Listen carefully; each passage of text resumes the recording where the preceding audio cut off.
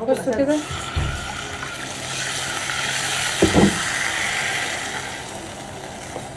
دي كوارع. اما بالنسبه للممبار، الممبار ده بيطلع من عندي ب 250 جنيه. خشش بقى واحده تقعد تقول لي ليه وحرام عليكي ويا مفتريه ويا نصابه.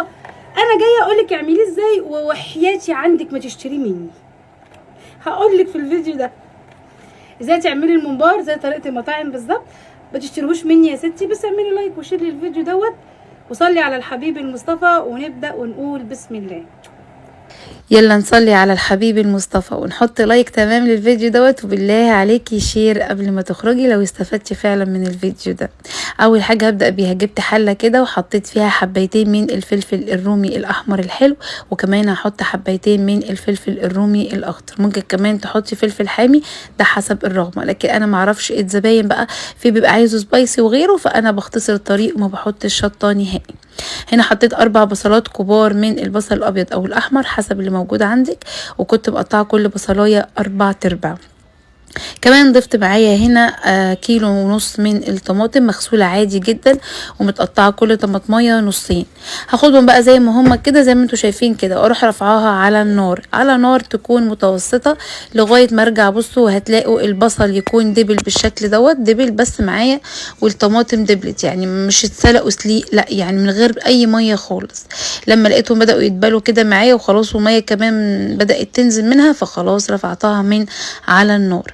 هبدأ بقى اخد الخليط بتاعي ده كله وهنزل فيه بالكبة بتاعتي، يعني في الكبة او في الكيتشن على حسب اللي موجود عندك. انت ممكن تكون عندك كبة صغيرة فممكن تفرميها على مرتين، مفيش اي مشكلة خالص. انا عايزاها تكون سخنة جدا زي ما انتوا شايفين، وما تخافوش الكبة مش هيجرى لها اي حاجة، لان هي كده كده مش يعني مش مضرة، ان هي مش لدرجة الغليان يعني اللي هي. هحط هنا فصين من الثوم، ايوه هنحط فصين من الثوم. انا هنا عشان كان عندي الثوم متخزن حطيت نص معلقه، لكن انت لو عندك فصوص هتحطي 4 فصوص. هنا عندي 100 جرام من اللي هي الضاني، وعايزه اقول لكم اللي هي الضاني بجد بتاخد الممبار في حته تانية خالص بجد بكل امانه. ما عندكيش اللي هي ضاني ممكن تحطي ب 100 جرام من البوش او الدهنه، بس لازم نحط ماده دهنيه غير الزيت. هحط هنا كيسين من صلصة المعلبة، وممكن تستبدليها عادي باللي هي الصلصة اللي هي العلب التانية برطمانات، هتحطي 3 معالق كبار مليانين.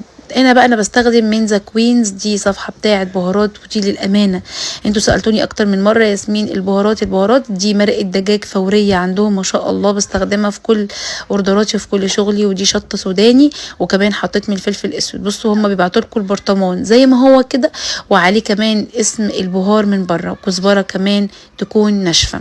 وعايزه اقول لكم كمان المفاجاه ان البهار بتاعي اللي انتوا شايفينه دوت هيكون متاح كمان عندهم ان شاء الله، تقدروا برضو تطلبوه مع التوابل بتاعتكم. دي امانه قدام ربنا، فانا لازم اقول لكم عليها، لان انتوا بتسالوني على حاجه حتى لو اعلان لاي حد او حتى اي حاجه انا ما بقدرش ان انا اخبيها. هنا بقى واللي هتستغربوه، مش عايزاكم تستغربوا خالص، احنا بنحط معلقه صغيره بتاعه الشاي ديت مليانه من العسل الاسود. عايزه اقول لكم بتاخد الممبار كطعم ولون وكل حاجه في حته تانية، وهتشوفوا دلوقتي بنفسكم القوام بتاع الخليط ده وهو نازل من الكب. بصوا هنا انا كنت بفرمه فرم يعني خلاص بقى، بصوا كله بيتطحن مع بعضه. ينفع ياسمين في الخلاط لو ما عنديش كبه؟ هيتفرم معاكي في الخلاط لان هو فيه نسبه ميه ما تقلقيش. بصوا بقى عايزاكم تشوفوا المنظر ده، بصوا ولا كأنها صلصة تكون متسبكة على النار ما يقرب من ساعة كاملة، بتاخد وتدي مع نفسها، واحنا اساسا في الاساس عملناها في 10 دقايق. بصوا ما شاء الله لا قوة الا بالله. هنا بوريكم القوام عامل ازاي. هجيب بقى بعد كده عندي الرز بتاعي، كنت غسلته وصفيته كويس جدا، وبدأت ان انا احطه مع الخليط بتاعي. ياسمين كيلو الممبار بياخد قد ايه؟ كيلو ممبار بياخد كيلو من الرز، كيلو الممبار بياخد كيلو من الرز. وهنا كمان كنت قلبت شبت وبقدونس وكزبره.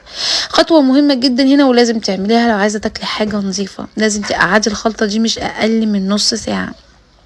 نص ساعة تفضل كده بالطماطم والخضرة بتاعتها، وبعد كده نرجع نضيف عليها كمية زيت تكون حلوة عشان الرز بتاعنا يكون مفلفل جوه الممبار كده وما يكونش معجن ولازق في بعضيه. هبدأ اقلب الزيت كويس جدا. ومن اهم الخطوات اللي عايزه اقولها لكم ان انا ما بسويش الممبار بتاعي في ميه. عايزه اسالك سؤال، انت لما بتيجي تعملي رز بشعريه او رز للاكل في العادي بتسقيه ميه ولا بتسقيه شوربه؟ بتسقيه شوربه صح كده؟ هو ده اللي السمنه طرطشت تاني على الطرحه. المهم ابدا بقى اجيب الممبار بتاعي وهبدا ان انا احشيه. يعني بقى في ناس بتحشي بالطريقه اللي انا هوريها لكم دي، وفي ناس بتحشي بالطريقه التانية. عايزه اقول لكم ان انا ورايا على النار كنت معلقه على شوربه ايا كانت بقى، شوربه كوارع تخففيها في ميه، او شوربه ان شاء الله حتى تكون شوربه رجول فراخ، يعني مش شرط، اهم حاجه ان هي تكون شوربه عشان تديني طعم. طب خلاص انا ما عنديش شوربه خالص يا ياسمين، اعمل ايه؟ اعمل شوربه. طب وانا اعمل شوربه ازاي؟ هي الصراحه بستخدم مرقه الدجاج بتاعه صفحه ذا كوينز دي، امانه برضو. بحط منها على الميه، وبحط بصلايه وطماطميه وورق لوري وحبهان، واحط كل التوابل بتاعتي وطماطم مبشوره، وانزل فيها عشان احاول بقدر الامكان ان انا اعمل شوربه اقدر اسلق فيها الممبار بتاعي. الممبار ما بيتحطش في مصفى، اوعي تحطيه في مصفى، لو حطيتيه في مصفى هيصفي كل السوائل بتاعتك، فحطيه في صينيه كده عشان يحتفظ بكميه السوائل اللي جواه. بصوا الشوربه هنا عندي كانت بتغلي وانا نزلت فيها بالممبار زي ما انتم شايفين، ما شاء الله قوه الا بالله. عايزه اقول لكم الريحه كانت جميله جدا. طب امتى يا ياسمين اعرف ان الممبار بتاعي استوى؟ هبدا اجيب الشوكه واحطها جوه الممبار زي ما انتم شايفين كده، واول ما الشوكه تدخل. طب هحمره على طول؟ اوعي، لازم الممبار بتاعك يتشمع. بصوا انا هنا مشمعاه في مصفى بعد ما طلعته من الشرب، وبعد كده تحمريه، ما بياخدش معاكي ثانيه، ما بيطرقعش كتير زي ما بيطرقع وهو فيه كميه ميه. طب احنا عايزين نخزنه، هتخزنيه وهو مسلوق، اوعي تخزنيه وهو ني. تقدري تخزنيه وهو مسلوق بكميه من الشوربه بتاعته من غير فتافيت رز، يعني بتصفي الشوربه بتاعته من مصفى تكون ضيقه، وبتاخدي الميه بتاعته تخففيها بميه تاني لو تقيله، وبتبداي تحطيها في اكياس في الفريزر. اشوفكم على خير في فيديو جديد، باي باي.